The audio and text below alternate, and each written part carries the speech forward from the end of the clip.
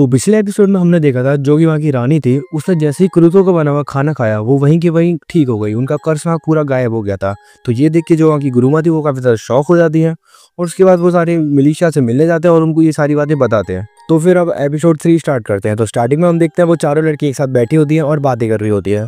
तभी यूलिशिया अपने मन में सोती है, अभी तो हमको अलग हुए सिर्फ आधा दिन ही हुआ था, कुदूरो तुमने पता नहीं क्या क्या कांड कर दिए। उसके बाद हम देखते हैं वो सारे बातें कर रहे होते हैं और बोल रहे होते हैं आखिरकार ये कर्ज उनको किसने दिया होगा। तभी मिमी को बोलती है मुझे कुछ लोगों पर शक है, मुझे लगता है वो अपने किले के लोगों ने ही किया है। तभी वो बोलते हैं हाँ बिल्कुल यही होगा। उसके बाद गुरुमा बोलती है हमको कैसे भी करके उसको पकड़ने के लिए जाल बिछाना पड़ेगा और इसके लिए हमको कोई ऐसा आदमी चाहिए जो कि काफी अच्छा खाना बनाता हो और फिर बिल्कुल भी शक ना हो। और फिर यूलिशिया बोलती है मेरे पास कुछ है और फिर अपनी पॉकेट से एक क्रिस्टल निकालती है और उनको दिखाती है। फिर गुरुमा बोलती है आखिरकार ये है क्या, ये कोई मायावी पत्थर है।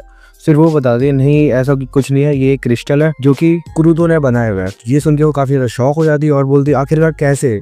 और जो वहाँ की रानी होती है वो बोलती है कुरुतो साहब तो बहुत ही ज्यादा कमाल के हैं। तो सीन चेंज होता है और हम देखते हैं कुरुतो लेडी लिजेल के घर पहुंच जाता है वापस से काम करने के लिए, लेकिन हम वो देखता है कि वहाँ पर कोई भी नहीं है। लेकिन वहाँ एक छोटी सी लड़की थी जो पिछले एपिसोड में दिखाई गई थी, वो बताती है मुझे माफ करना, कल तुम्हारे जाने के बाद वहाँ की रानी जो थी वो भी घर से निकल गई थी, तो इसलिए मेरे पास तुम्हारे लिए कोई भी काम नहीं है। तो कुरुतो बोलता है चलो ठीक है, लेकिन वो थोड़ा दुखी होता है और वो वहाँ से जाने लगता है। लेकिन तुरंत ही उसे वहाँ भूख लग जाती है, वो सोचता है चलो उससे पहले कुछ खा लेते हैं। फिर वो एक रेस्टोरेंट पे जाता है और वहाँ पर खाना खाता है और बोलता है काफी अच्छा खाना है। तभी उसे कुछ आवाज़ सुनाई देती है कि वहाँ पीछे 3 लोग थे जो कि बातें कर रहे होते हैं कि उनको कुछ सामान उठाने वाला चाहिए होता है। तो कुरुतो सोचता है क्यों ना मैं भी चले जाऊँगा, क्योंकि वो पहले जिस ग्रुप में था वहाँ भी वो यही काम करता है, तो वो ये काम अच्छे से कर लेगा। फिर उनसे जाके बोलता है कि मैं आपकी मदद कर सकता हूँ, लेकिन वो तीनों हंसने लग जाते हैं और बोलते हैं तुम अभी बहुत छोटे हो इसलिए हमारा काम नहीं कर पाओगे, क्योंकि हम जहाँ भी जाते हैं हमको बहुत ज़्यादा भारी भारी सामान उठाना पड़ता है। तो बोलता है अच्छा कोई बात नहीं, मैं सारा काम कर सकता हूँ।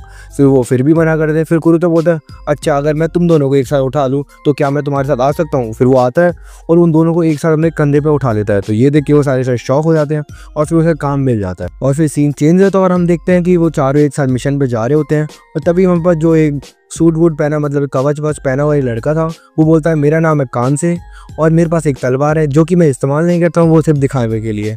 और फिर दूसरा बंदा बोलता है मेरा नाम डांजो है और मैं एक समुराई हूँ और हाँ मैं इस टीम का लीडर भी हूँ। और वहाँ पर एक लड़की खड़ी होती है, वो बोलती है मेरा नाम है सीना और मैं भ्रमण करती हूँ। और फिर वो दोनों सबसे हाथ मिलाते हैं और बोलते हैं तुम्हारे हमारी टीम में स्वागत है। और उसके बाद कुरुतो अपना नाम बताता है उनको कि मेरा नाम कुरुतो है और वो अपने सिर झुका के बोलता है इस आम शख्स को अपनी टीम में रखने के लिए शुक्रिया। फिर वो तीनों बहुत ज़्यादा हंसने लगते हैं और फिर जो सूट वूट पहना हुआ बंदा था वो पास आता है, उसके बाद सिर पर हाथ रखता है और बोलता है हाँ कोई बात नहीं, लेकिन हमें तुमसे बहुत ज़्यादा उम्मीदें हैं। फिर वो अपने मन में सोच रहा होता है ये कितने ज़्यादा प्यार से बात करता है, जिस टीम में मैं पहले था वो बिल्कुल भी ऐसी नहीं थी। और फिर वो अपने मन में सोचता है लगन से काम करूंगा। और उसके बाद वो अपने सफ़र में आगे बढ़ रहे होते हैं। लेकिन हम देखते हैं कि जो कुरुतो होता है उसका पैर किसी चिपचिपी सी चीज़ पर फंस जाता है, वो कोई हरी कलर की गोल गोल सी चीज़ होती है जिसमें उसका पैर फंस जाता है और कुरुतो काफ़ी ज़्यादा डर जाता है। और उसके बाद वो सारे लोग बोलते हैं इतना डर क्या रहे, जो मामूली सी कोई चीज़ है, इसको जल्दी से चाकू से काट दो। लेकिन फिर वो चाकू से जब उसे काट रहा होता है वो गलती अपने पैर में चाकू मार लेता है। फिर ये देखिए वो सारे हैरान हो जाता है और बोलता है तुमने बोला था कि तुम कमज़ोर हो, लेकिन इतनी ज़्यादा कमज़ोर हमने सोचा नहीं था।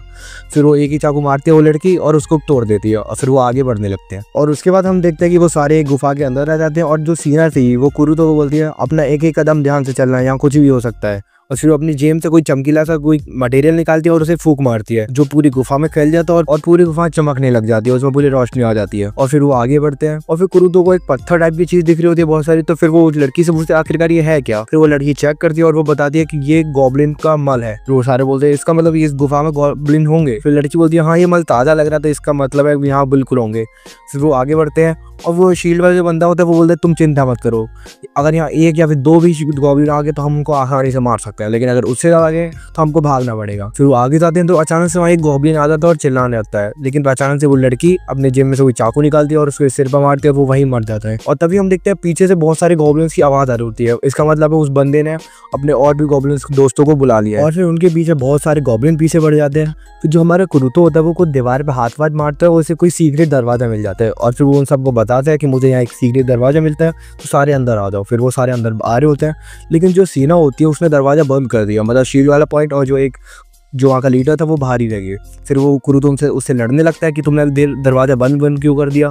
फिर बाहर से उनकी आवाज़ आती है कि तुम लोग लड़ो मत, हम इनसे अकेले संभाल लेंगे और तुम यहाँ से भागो। और फिर वो जहाँ से जा रहे होते हैं और तभी वो लड़की देखती है कि उनके सामने टीन वो वाला एक ड्रैगन होता है, तो वो उसकी वहाँ फट जाती है और बोलता है अब तो हम गए। और फिर सीन शिफ्ट होता है और हम लेडी लिजेल और एलिशिया को देखते हैं जो कि वहाँ खड़े होते हैं। फिर लेडी लिजेल बोलती है तो क्या कुरुतो यहीं पर रहता है? फिर एलिशिया बोलती है हाँ यहीं पर रहता, और तुम ज़्यादा वो मत करो, तुमको अपनी पहचान छुपानी पड़ेगी कि तुम एक रानी हो। फिर वो बोलती है हाँ हाँ मैं बिल्कुल उसके सामने एकदम शांत रहूँगी। फिर वो उन घर के अंदर जाते हैं और अंदर देखते हैं तो वहाँ पर कोई नहीं होता है। तभी पीछे से कोई लड़की चिल्ला के बोलती है कि वो यहाँ पर नहीं है, वो उत्तर पूर्व दिशा में गया हुआ है किसी लड़ने के लिए। फिर जो यूलिशिया होती है वो बाहर जाके देखती है, वहाँ पर कोई नहीं होता। फिर वहाँ से पीछे से लेडी लिजेल आती है और बोलती है यहाँ पर कोई था क्या? फिर बोलते हैं नहीं, लेकिन यहाँ पर मेरे को आवाज़ तो आई थी। वो वहाँ पर उत्तर पूर्व दिशा में गया तो वहाँ पर बहुत सारे गॉब्लिन भी हो सकते हैं, तो हमको उनको बचाना पड़ेगा। फिर यूलिशिया बोलती है ठीक है फिर मैं वहाँ पर जा रहा हूँ, तुम यहीं पर रुको। फिर वो जो कि रानी होती है वो बोलती है ऐसा नहीं है, मेरे को भी तुम्हारे साथ जाना पड़ेगा, तुम मुझे यहाँ पर अकेले छोड़ के नहीं जा सकती, ये तुम्हारा काम है। फिर वो मान जाती है और उसको लेने लग जाती है। और फिर रानी बोलती है हाँ मैं अपना खुद का बचाव कर सकती हूँ क्योंकि मैं रानी हूँ, मेरे को इतना ज़्यादा जादू तो आता ही है। जिसके बाद वो दोनों गुफा के अंदर पहुंच जाते हैं और जो लेडी लिजेल होती है वो कुरुतो के पैरों के निशान को टच करके बोलती है वो जरूर यहीं पर गया है। तो यूलिशिया काफ़ी ज़्यादा शॉक हो जाती है और बोलती है तुम आखिर उसके पैरों के निशान से उसको कैसे पहचान सकते हो कि वो कहाँ पर गया है?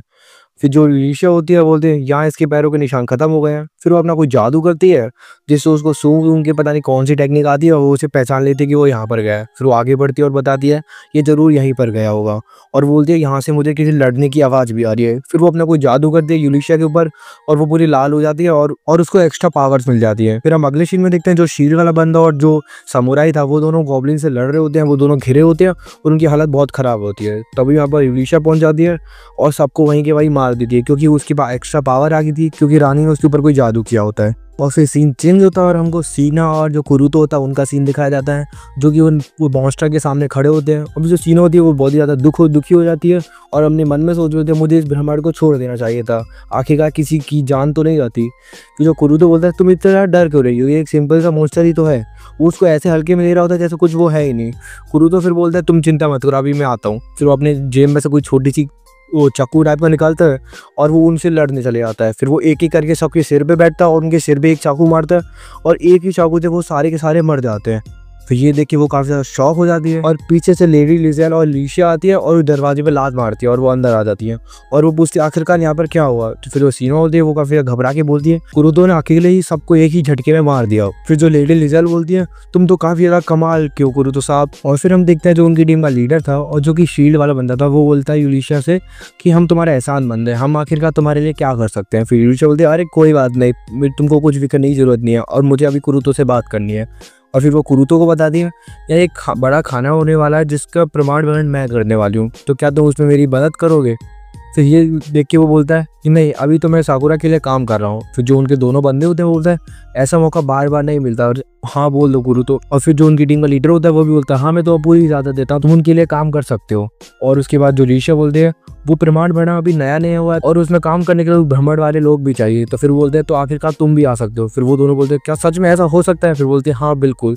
फिर वो बोलते हैं तो शुक्रिया। और उसके बाद जो एलिशिया बोलती है वो कुतुरो से बोलती है तो अब तो हम तुम्हारा काबिलियत का टेस्ट भी ले सकते हो उससे पहले। फिर वो काफ़ी ज़्यादा खुश हो जाता है क्योंकि वो उसकी रिसेप्शनिस्ट के पास इसीलिए आया था और जिसकी वजह से वो एलिशिया से मिला था।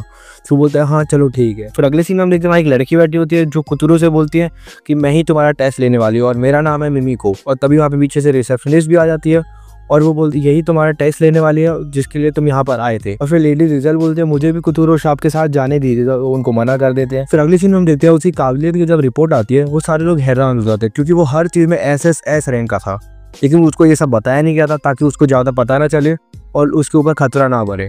और फिर ये सब बातें कर ही रहे होते हैं और तभी माँ के मिमी को बोलती है ये तो अच्छा हुआ कि इसका टेस्ट लेने वाली मैं थी, अगर कोई और ले रहा होता तो गड़बड़ हो जाती। और तभी पीछे से रिसेप्शनिस्ट आती है और वो उनकी सारी बातें सुन लेती है। तभी उनको ये पता चलता है और फिर वो उसके मज़े लेने लग जाती है और बोलती है आखिरकार तुमको ये सब पता चल ही गया, लेकिन अगर ये किसी और को पता चला तो तुम्हारे लिए अच्छा नहीं होगा। तो फिर वो चिल्ला के बोलती है हाँ मैंने कुछ भी नहीं सुना। और फिर ये वाला एपिसोड हमारा यहीं पर ख़त्म होता है। अगर आपको ये वाला एपिसोड अच्छा लगा तो फिर लाइक करें, शेयर करें और कमेंट करें। अगर आप यहाँ तक देख रहे हो तो आपको ज़रूर अच्छा ही लगा होगा। और प्लीज़ मेरे चैनल को सब्सक्राइब कर लेना क्योंकि अभी मेरे ज़्यादा व्यूज़ नहीं आ रहे हैं, तो मुझे सब्सक्राइब की बहुत ज़रूरत है। और लाइक करना, कमेंट करना, शेयर करना। और अगर आपको नेक्स्ट पार्ट चाहिए तो कमेंट में लिख देना नेक्स्ट पार्ट, मैं समझ जाऊँगा और इसका अगला एपिसोड में जल्दी लेके आ जाऊँगा। So thank you for watching, sayonara.